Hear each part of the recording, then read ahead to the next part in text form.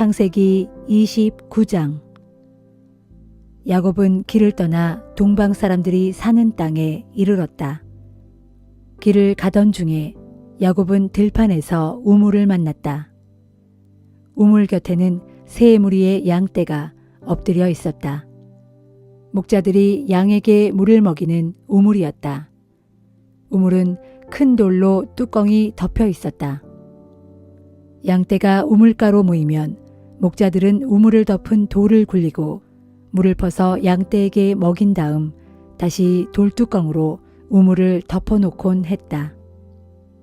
야곱이 목자들에게 물었다. 나의 형제들이여, 어디서 오는 길이요? 그들이 대답했다. 하란에서 오는 길이요. 야곱이 물었다. 혹시 나홀이라는 분의 손자인 라반을 아시오? 목자들이 대답했다. 예, 알고 말고요. 야곱이 또 물었다. 그분은 평안하신가요? 목자들이 대답했다. 그럼요. 아, 저길 보시오. 마침 그분의 딸인 라헬이 이리로 양떼를 몰고 오고 있군요. 야곱이 그들에게 말했다. 해가 아직도 중천에 떠 있는 걸 보니 아직 양떼가 모일 때는 아닌 것 같군요. 먼저 양떼에게 물을 먹이고 다시 양떼를 몰고 풀을 뜯기러 가시지요. 목자들이 대답했다. 아니요. 양떼가 다 모이기 전까지는 안 됩니다. 양들이 다 모여야 우리가 돌을 굴려내고 양들에게 물을 먹입니다. 야곱이 목자들과 이야기를 나누고 있는데 라헬이 자기 아버지의 양떼를 몰고 우물가로 다가왔다. 라헬은 아버지 소유의 양떼를 돌보고 있었다. 야곱은 자기 어머니의 오빠인 라반의 딸 라헬과 외삼촌 라반의 양떼를 보고는 우물로 가서 돌뚜껑을 굴려놓고 라반의 양떼에게 물을 먹였다. 그런 뒤 야곱은 라헬에게 입맞추고 소리내어 엉엉 울었다. 야곱은 그녀에게 라헬의 아버지가 자기 외삼촌이며 자신은 리브가의 아들이라는 것을 말했다. 라헬은 집으로 뛰어가 자기 아버지 라반에게 이 소식을 전했다. 라반은 자기 조카가 왔다는 말을 듣고 야곱을 맞으려고 달려나왔다. 라반은 야곱을 보자 덥석 껴안고 입을 맞추며 기뻐했다. 라반은 야곱을 자기 집으로 데려갔다. 야곱은 라반에게 그동안 겪은 일들의 자초지정을 들려주었다. 야곱의 이야기를 다 듣고 라반이 야곱에게 말했다. 너는 정말로 나의 피부치로구나. 야곱은 한 달 정도 라반의 집에서 지냈다. 하루는 라반이 야곱에게 말했다. 네가 아무리 내 조카라고 해도 내 일을 거저 거들어줄 수는 없지. 네게 삭슬 얼마나 주면 되겠는지 말해보아라. 라반에게는 두 딸이 있었다. 큰 딸은 레아이고 작은 딸은 라헬이었다. 레아는 시력이 좋지 않았다. 하지만 라헬은 몸매가 곱고 얼굴도 예뻤다.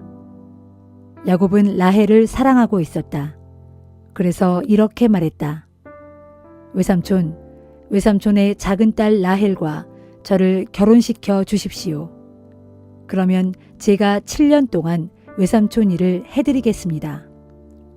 라반이 말했다. 그래, 라헬을 다른 사람에게 주는 것보다야 네게 주는 것이 낫겠지. 그럼 너는 여기에서 나랑 같이 살자. 야곱은 라헬을 아내로 맞으려고 7년 동안 일했다. 하지만 라헬을 향한 사랑 때문에 7년이라는 세월이 마치 며칠처럼 금방 흘러갔다.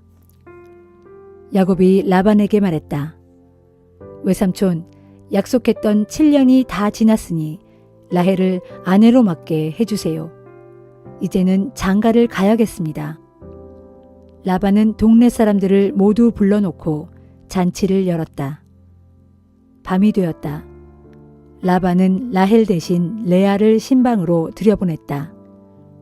그것도 모른 채 야곱은 레아와 첫날 밤을 보냈다. 라반은 여종 실바를 자기 딸 레아에게 몸종으로 주었다. 다음 날 아침 잠자리에서 일어난 야곱은 자기 옆에 레아가 누워있는 것을 보았다. 야곱은 라반에게 가서 따졌다. 외삼촌, 제게 이러실 수가 있습니까? 제가 라헬에게 장가들려고 7년 동안이나 외삼촌 일을 하지 않았습니까? 그런데 왜 저를 속이셨습니까? 라반이 대답했다. 우리 고장에서는 언니보다 동생을 먼저 시집 보내는 법이 없네. 자네는 7일간의 결혼잔치 기간을 채우게. 그러면 내가 작은 딸도 주도록 하지. 그 대신 라헬을 위해 7년 동안 내 일을 더 해주어야 하네. 야곱은 외삼촌의 말대로 7일간의 잔치 기간을 채웠다. 그러자 라반은 라헬 역시 야곱에게 주어 아내로 맡게 했다. 라반은 여종 빌하를 라헬에게 주어 몸종으로 삼게 했다. 야곱은 라헬과도 잠자리를 가졌다. 야곱은 레아보다 라헬을 더 사랑했다. 그리고 야곱은 외삼촌 라반의 일을 7년 동안 더 거들었다. 주께서는 레아가 남편의 사랑을 받지 못하는 것을 보시고 레아에게 아기를 낳게 해주셨다. 하지만 라헬은 자식을 낳지 못했다. 레아가 임신하여 아들을 낳았다. 레아가 말했다. 주께서 내 아픈 속마음을 아시고 나를 돌보아 주시는구나. 이젠 남편도 나를 사랑하게 되겠지. 그러면서 아기의 이름을 르우벤이라 지었다. 레아가 또 임신했다. 레아는 아들을 낳고 말했다. 주께서 내가 남편의 사랑을 받지 못하는 것을 다 아시고 이렇게 또 아들을 주셨구나. 그러면서 레아는 아기의 이름을 시므온이라 지었다. 레아가 또 임신하여 아들을 낳았다. 레아가 말했다. 내가 이렇게 셋씩이나 아들을 낳아주었으니 남편도 이제는 나한테 매이게 되겠지. 그러면서 레아는 아기의 이름을 레위라 지었다. 레아가 또 임신하여 아들을 낳았다. 레아가 말했다. 이제 나는 주를 찬양하리라. 그러면서 레아는 아기의 이름을 유다라 지었다. 그 뒤부터 레아에게 더는 아기가 생기지 않았다.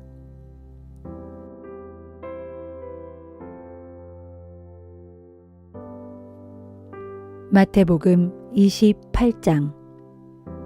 안식일 다음 날 동틀 무렵 막달라 마리아와 다른 마리아가 예수의 무덤을 찾아갔다. 그런데 갑자기 큰 지진이 일어나더니 주의 천사가 하늘에서 내려와 돌을 굴려내고 그 돌 위에 앉았다. 그 천사의 얼굴은 찬란하게 빛났고 옷은 눈부시게 희었다.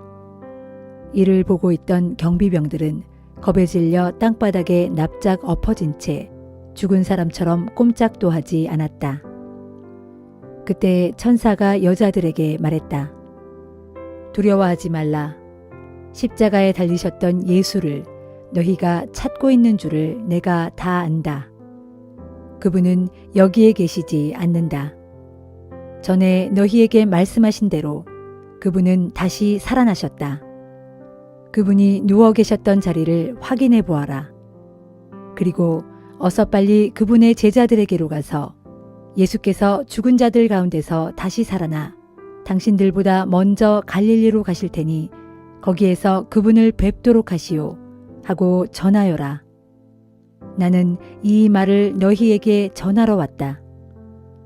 그러자 여자들은 서둘러 무덤을 떠났다. 두렵기도 했지만 너무나 큰 기쁨에 가득 차서 제자들에게 그 소식을 전하려고 힘껏 달려갔다. 그때 갑자기 예수께서 여인들 앞에 나타나 말씀하셨다. 평안하냐? 여인들은 엎드려 예수의 발을 붙잡고 경배를 드렸다. 그때 예수께서 말씀하셨다. 두려워하지 말라. 가서 내 형제들에게 즉시 갈릴리로 가라고 전하여라. 그러면 거기에서 그들이 나를 만나게 될 것이다. 여자들이 떠난 뒤 예수의 무덤을 지키던 경비병 몇 사람이 예루살렘 성 안으로 들어가 대제사장들에게 그동안에 일어난 일을 낱낱이 보고했다. 그러자 대제사장들은 유대 지도자들과 논의한 끝에 경비병들에게 뇌물을 주면서 당부했다. 한밤중 너희가 잠든 사이에 예수의 제자들이 와서 예수의 시체를 훔쳐갔다고 말하라. 그들은 또 경비병들에게 이렇게 약속했다. 만일 총독이 이 소문을 듣게 되더라도 너희에게는 아무 피해가 없도록 우리가 책임을 지겠다. 경비병들은 돈을 받고는 그들이 시키는 대로 했다. 그리고 이 말이 오늘날까지 유대 사람들 사이에 널리 퍼져 있다. 한편 예수의 11 제자는 갈릴리로 가서 예수께서 일러주신 산에 이르렀다. 거기서 제자들은 예수를 뵙고 예수께 경배를 드렸다. 그러나 제자들 중에는 눈앞에 보는 그 사람이 정말 예수일까 하고 의심하는 이들도 있었다. 예수께서 제자들에게 가까이 오셔서 말씀하셨다. 나는 하늘과 땅의 모든 권세를 아버지 하나님께로부터 부여받았다. 그러므로 너희는 가서 세상 모든 민족의 모든 사람들을 제자로 삼아 아버지와 아들과 성령의 이름으로 세례를 베풀고 내가 너희에게 명한 모든 것을 그들에게 가르쳐 지키게 하라. 보라, 내가 세상 끝날까지 항상 너희와 함께 있겠다.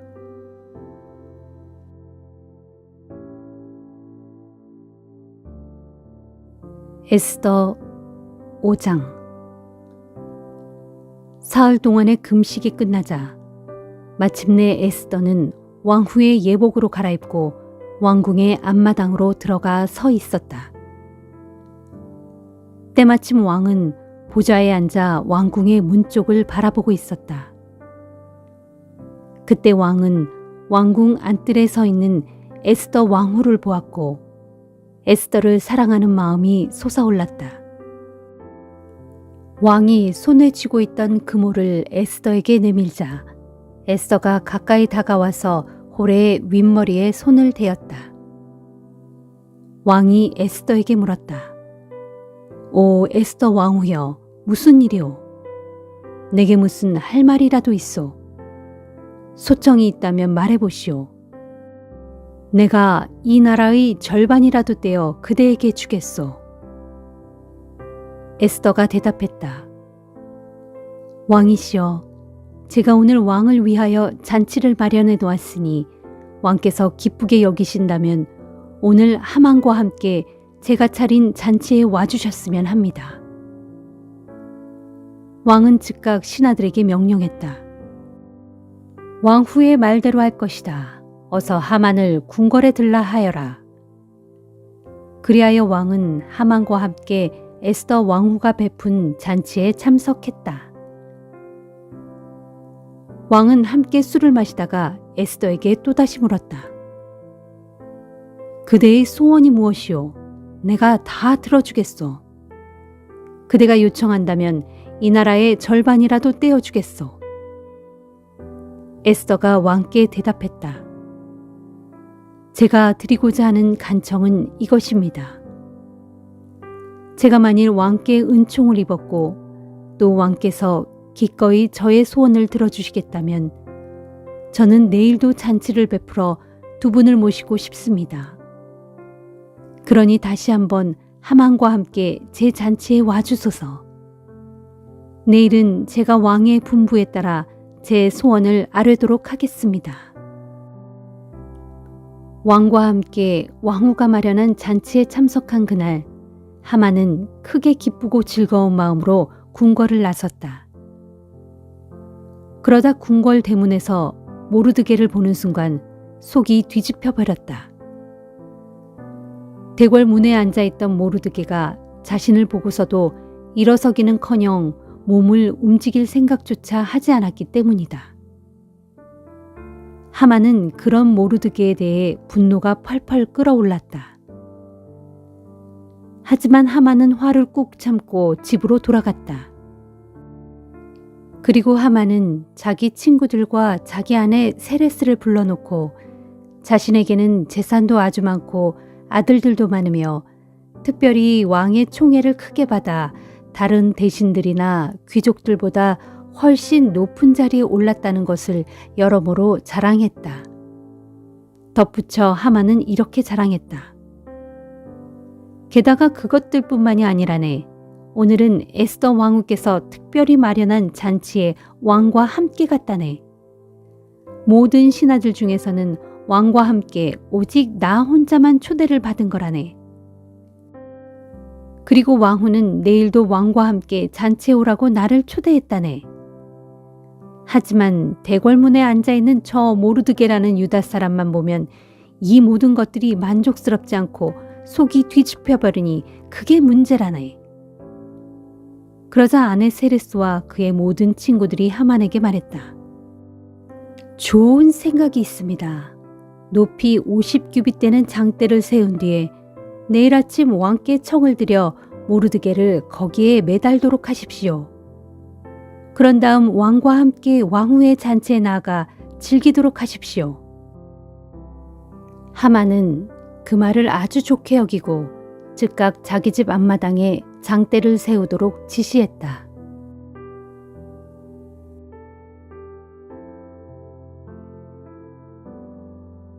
사도행전 28장. 우리가 무사히 해변에 상륙하고 나서야 비로소 그곳이 멜리데의 섬이라는 것을 알게 되었다. 섬 사람들은 우리를 매우 친절하게 대해주었다. 때마침 비가 내리고 날이 추웠기 때문에 그들은 불을 피워주면서 우리를 맞아주었다. 바울이 마른 나뭇가지를 한아름 안아다가 불 속에 넣었다. 그런데 나뭇가지 속에 있던 독사 한 마리가 뜨거운 불기운에 놀라 튀어나오더니 바울의 손에 착 달라붙었다. 섬 사람들은 독사가 달라붙은 것을 보고 서로 수군거렸다. 저 사람은 살인자가 틀림없다.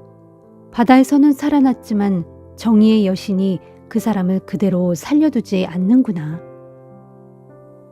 그러나 바울은 그 뱀을 불 속에 떨어뜨렸고 아무런 상처도 입지 않았다. 섬 사람들은 바울의 몸이 이내 부어올라 당장 쓰러져 죽을 것이라고 기대했지만 아무리 기다려도 그런 일은 벌어지지 않았다. 그러자 그들은 생각을 바꾸어 바울을 신이라고 생각했다. 해안 가까운 곳에는 그 섬의 추장인 보블리오가 소유하고 있는 농장이 있었다. 그가 우리를 그리로 초대해서 사흘 동안이나 친절하게 대접해 주었다. 그때 마침 보블리오의 아버지가 고열과 이질에 걸려 병상에 누워 있었다. 바울이 가서 그를 위해 기도하고 손을 얹어 낫게 해주었다. 이런 일이 생기자 섬 안에 있는 병자들이 앞다투어 바울을 찾아왔고 병자들은 모두 고침을 받았다. 섬 사람들은 우리를 극진히 대접해 주었을 뿐 아니라 우리가 그 섬을 떠날 때는 여행하는 데 필요한 온갖 물건들을 배에 실어 주었다. 파선을 당한 지 석 달 후 우리는 그 섬에서 겨울을 보낸 알렉산드리아 배를 타고 다시 로마행 항해길에 올랐다. 이 배의 앞머리에는 디오스구로라는 글자와 그 형상이 새겨져 있었다. 우리는 수라구사 항구에 들러 거기서 사흘을 지냈다. 또 그곳을 떠나 항해하여 우리는 레기온에 닿았다. 거기에서 하루를 묵고 남풍에 실려 그 다음날 우리는 보디올에 도착했다. 그곳에서 우리는 신도들을 만나게 되었고 그들의 간청에 못 이겨 이래를 함께 머물면서 대접을 받았다. 그런 후에야 우리는 로마로 갔다. 로마에 있는 형제들은 우리가 온다는 말을 듣고 앞비오 광장까지 마중을 나왔다. 그런가 하면 트레스 타바르네라는 곳에서 우리를 기다리고 있는 형제들도 있었다. 그들을 보고 바울은 하나님께 감사를 드리고 큰 용기를 얻었다. 마침내 우리는 로마에 도착했고 바울은 경비병 한 사람의 감시를 받으면서 따로 지내도 좋다는 허락을 받았다. 로마에 도착한 지 사흘 후 바울은 그곳에 사는 유대인 지도자들을 불러 모았다. 그들이 모이자 바울이 말했다. 동포 여러분, 저는 우리 민족이나 우리 조상들의 관습을 거스르는 일을 한 적이 없습니다. 그런데도 예루살렘에서 체포되어 이렇게 로마 사람들의 손에 넘겨졌습니다. 로마 사람들은 나를 심문한 후 나를 풀어주려고 했습니다. 내게서 사형에 처해질 만한 아무런 범죄 행위를 찾아낼 수 없었기 때문입니다. 하지만 유대인들은 이 결정에 반대하고 나섰습니다. 그러는 바람에 나는 어쩔 수 없이 황제에게 상소를 냈을 뿐이고 내 동족을 고발할 생각은 처음부터 추호도 없었습니다. 오늘 내가 여러분을 여기에 오시라고 한 것은 이런 사정을 여러분과 더불어 이야기하고 싶었기 때문입니다. 내가 이렇게 쇠사슬에 묶여 있는 것은 오직 이스라엘의 소망 때문입니다. 유대인 지도자들이 바울에게 대답했다. 우리는 당신을 고소한 일에 대해서 아직 아무것도 들은 바가 없습니다. 유대에서 편지를 받은 일도 없고 또 예루살렘에서 온 형제들 중 누구도 그런 일을 우리에게 보고한 적이 없으며 당신에 대해서 나쁘게 이야기한 사람도 없었습니다. 그래서 우리는 당신의 견해에 대해 듣고 싶습니다. 우리가 아는 것은 어디에서나 당신의 종파에 대해서 반대하는 목소리가 높다는 것입니다. 유대인 지도자들은 날짜를 정해 바울을 다시 만나기로 했고 그날이 되자 많은 사람들이 바울의 숙소로 찾아왔다. 바울은 그들에게 하나님의 나라를 설명하고 또 모세의 율법과 예언자들의 글을 통해 예수에 대해 가르치고 설득했다. 그러한 바울의 설교는 아침부터 시작해서 저녁까지 계속되었다. 그 결과 더러는 바울이 하는 말을 믿었지만 더러는 믿지 않았다. 이처럼 의견의 일치를 보지 못하고 헤어지려고 할 때 바울이 마지막으로 그들에게 이렇게 말했다. 성령께서 예언자 이사야를 통해 여러분의 조상들에게 선포하신 말씀이 참으로 옳습니다. 즉, 이 백성에게 이 말을 전하여라.